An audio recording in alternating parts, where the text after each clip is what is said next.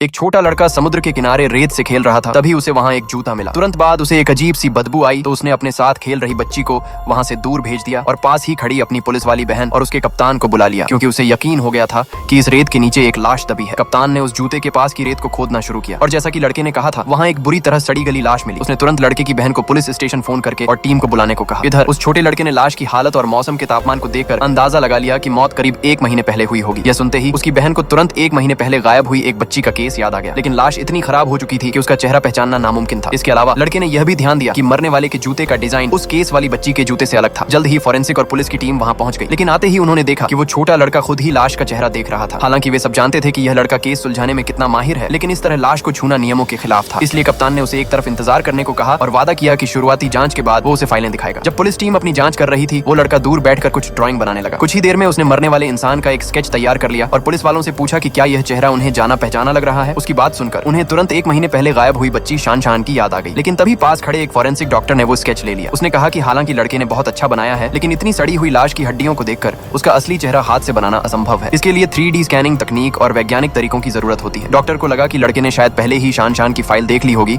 इसलिए उसने अंदाजे से ये स्केच बना दिया। उसने कहा कि पहचान पक्की करने का एक ही तरीका है कि लाश के फिंगरप्रिंट्स की फोटो ली जाए और किसी एक्सपर्ट आर्टिस्ट से उसे बनवाया जाए। लेकिन उसकी बात पूरी होने से पहले ही लड़के ने उससे पन्ना पलटने को कहा। असल में लड़के ने पहले ही देख लिया था कि लाश के दाहिने हाथ के फिंगरप्रिंट्स सबसे साफ थे और अपनी तेज याददाश्त की मदद से उसने उसे हूबहू पन्ने पर बना दिया था। डॉक्टर ने तुरंत उस ड्राइंग को लाश के अंगूठे से मिलाया और वो बिल्कुल हैरान रह गया, क्योंकि दोनों फिंगरप्रिंट्स पूरी तरह मेल खा रहे थे। उसने तुरंत चीफ को बताया कि लड़के की बनाई हुई ये फिंगरप्रिंट जांच के लिए बिल्कुल सही है। इसके बाद लड़के ने कहा कि उसका बनाया हुआ स्केच भी एकदम सही है और उसने चीफ को सलाह दी कि वो शान के घर जाकर उसके फिंगरप्रिंट्स मैच करें। उसने यह भी बताया कि लाश के कपड़े गायब होने के दिन पहने गए कपड़ों से अलग इसलिए हैं क्योंकि कातिल ने उसे अगवा करने के बाद जानबूझकर उसे अच्छे से तैयार किया और फिर उसकी हत्या की। इसका मतलब था कि उनका सामना एक बहुत ही साइको और खतरनाक क्रिमिनल से हुआ है। लड़के की ये बात सुनकर वहां खड़े सभी लोगों की सांसें अटक गईं। जल्द ही पुलिस ने फिंगरप्रिंट्स के जरिए कंफर्म कर लिया कि वो लाश 1 महीने पहले गायब हुई शान की ही थी। इसी बीच फोरेंसिक टीम की शुरुआती रिपोर्ट भी आ गई। उन्हें न सिर्फ कातिल का DNA सैंपल मिल गया था, बल्कि ये भी पता चला कि बच्ची की गर्दन पर एक जानलेवा घाव था और कातिल ने बहुत ही बेरहमी से उसकी जान ली थी। तभी वो छोटा लड़का कहता है, 9 इससे पहले 9 और शिकार हो चुके हैं।